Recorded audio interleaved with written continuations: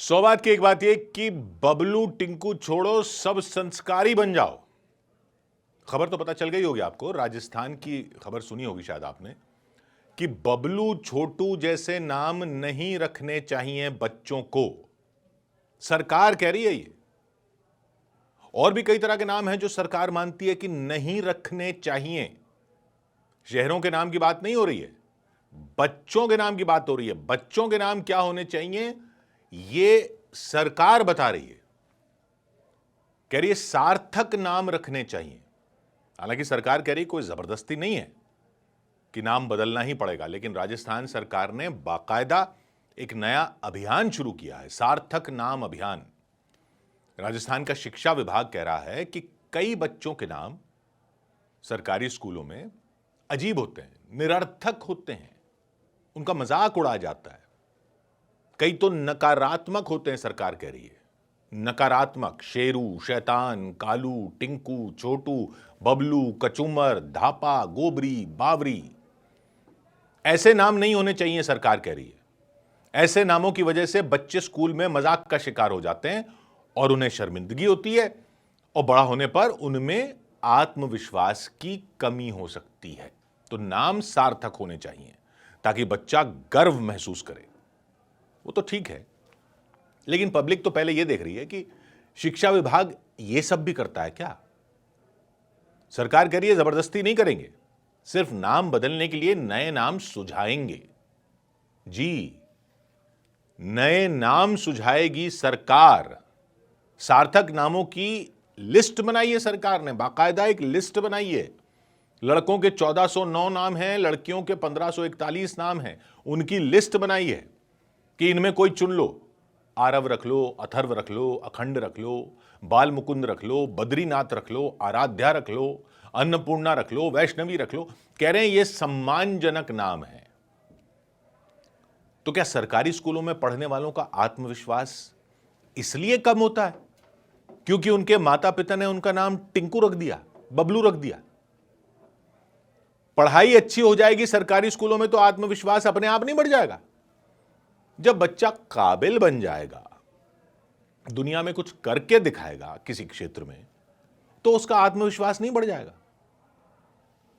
शिक्षा विभाग के अधिकारी पढ़ाई बेहतर करवाने के लिए कुछ करें, वो ज्यादा अच्छा नहीं है?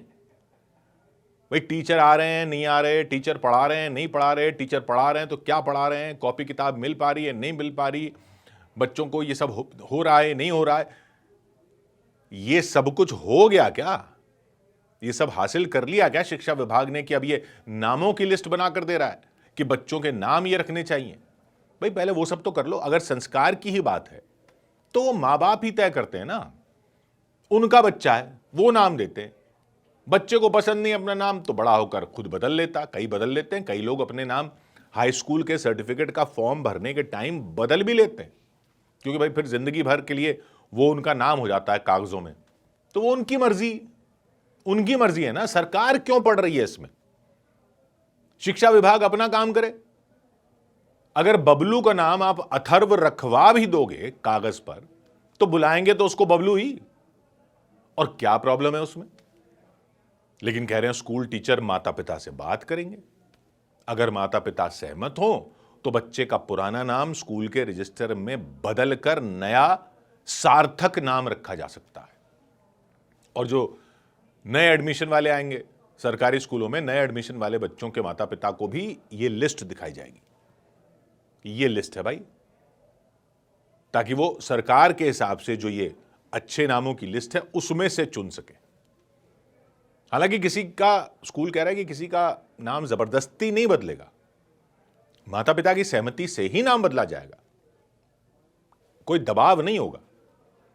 तो जब माता पिता की सहमति से ही बदला जाएगा, कोई दबाव नहीं होगा, तो फिर क्यों पड़ गए हो इस सब में? क्यों पड़ गया शिक्षा विभाग इस चक्कर में? और किसने कह दिया नाम से ही सम्मान होता है? नाम से ही सम्मान होता है? सम्मान काम से होता है ना, व्यक्तित्व से होता है। राजस्थान के बगल में ही हरियाणा है, कहकर देखो वहां पर, कहकर देखो वहां जाकर कि छोटू नाम में कोई सम्मान नहीं है। कह के तो देखो। सबसे बड़े विचारक और समाज सुधारक हुए ना जो वहां से, उनका नाम था चौधरी राम रिछपाल ओलियान। लेकिन चौधरी राम रिछपाल ओलियान के नाम से उनको कोई नहीं जानता। चौधरी राम रिछपाल ओलियान यूनिवर्सिटी नहीं है, छोटू राम यूनिवर्सिटी है, छोटू राम चौक है, छोटू राम पावर स्टेशन है, छोटू राम कॉलेज है, बहुत कुछ है छोटू राम के नाम से, क्योंकि उनको जानते ही सर छोटू राम के नाम से हैं लोग। उनके मां बाप को क्या बोलना था आपने? उनके मां बाप होते तो उनको भी यही बोलते कि छोटू राम नाम ठीक नहीं है। जिन्होंने करोड़ों लोगों का जीवन सार्थक बना दिया, उनका नाम सार्थक नहीं है। ये किस टाइप की बहस है और ये क्यों हो रही है? ये बहस क्यों करना है ये सब? और हरियाणा छोड़ो, राजस्थान में ही आ जाओ। 1962 की भारत चीन जंग हुई, लद्दाख के चुशुल इलाके में रिजांगला नाम की जगह पर 17,000 फीट की ऊंचाई पर जंग हुई थी। बर्फीली हवाएं चली थी, भयंकर ठंड होती है, -40 डिग्री तक की ठंड होती है। हमारे सैनिकों के पास पुरानी बंदूकें थी, कहानी पता है ना आपको। सेना की चार्ली कंपनी के मेजर सिर्फ 120 जवानों के साथ इस ऊंचे दर्रे की रक्षा कर रहे थे चुशुल में। वहां एक एयरफील्ड था, वो जो एयरफील्ड था वहां तक पहुंचने से चीन की सेना को रोकना था। कोई रिजर्व फोर्स नहीं थी, कोई और मदद नहीं मिल सकती थी उनको। 120 थे सिर्फ वो। 18 नवंबर 1962 की सुबह अंधेरे में अचानक हमला हो गया था शुरू। और चीन के कितने सैनिक आ गए थे? 3,000 से ज्यादा चीनी सैनिक पहाड़ी खाइयों से चढ़ते हुए आ गए थे। भारी तोपों के साथ आ गए थे, मोटर ले आए थे, मशीन गनों के साथ आ गए थे। मशीन गनों की बारिश जैसी गोलियां बरसने लगी थी। लेकिन मेजर ने हिम्मत नहीं आ रही थी, वो एक पलटन से दूसरी पलटन तक दौड़ते रहे।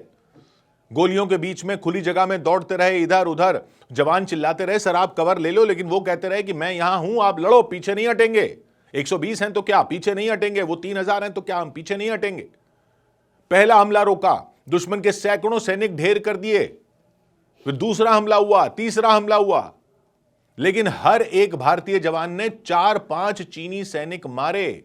इतनी ठंड थी, हमारे हथियार जाम हो रहे थे, हाथ पैर सुन्न पड़ गए थे, फिर भी हमारे जवान लड़ते रहे। 120, वो 3,000।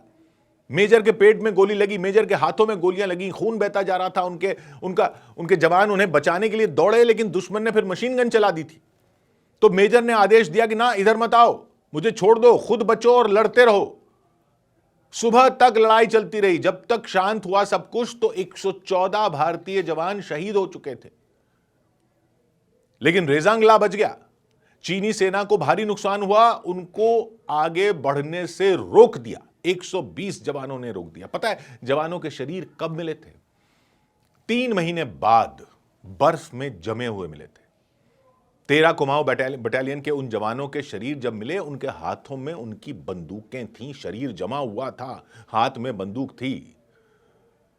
समझ रहे ना आप कि आखिरी दम तक वो लड़ रहे थे, हाथ में बंदूक थी। जैसा उनका मेजर था वैसे मेजर के जवान थे। मेजर के पार्थिव शरीर के साथ भी उनका हथियार बंधा हुआ मिला था। आखिरी सांस तक लड़े थे मेजर। ऐसी वीरता की मिसाल पेश की। जोधपुर से आते थे वो मेजर, जोधपुर से आने वाले मेजर ने ऐसी मिसाल पेश की। उनको सर्वोच्च सम्मान परमवीर चक्र दिया गया था मरणोपरांत। आखिरी सांस तक लड़े, आखिरी गोली तक लड़े। वो भी तो राजस्थान के ही थे। उनकी वीरता की कहानी बच्चे बच्चे को सुनानी चाहिए देश के। नाम मेजर शैतान सिंह। याद आया? शैतान नाम था उनका, मां बाप ने रखा था। सम्मान नहीं है इस नाम में। राजस्थान के सबसे बड़े सपूत के नाम में सम्मान नहीं है। तो स्कूलों को ठीक कर दो, पढ़ाई ठीक करवा दो, टीचर अच्छे रखवा दो, शिक्षा विभाग का जो काम है वो करो ना। नाम बदलने से नाम नहीं होगा, नाम तो बच्चे खुद कर देंगे। राजस्थान का काम ऐसा हो कि हर गांव से एक शैतान निकले, मेजर शैतान निकले। मेजर शैतान सिंह परमवीर चक्र। सौभाग्य की एक बात।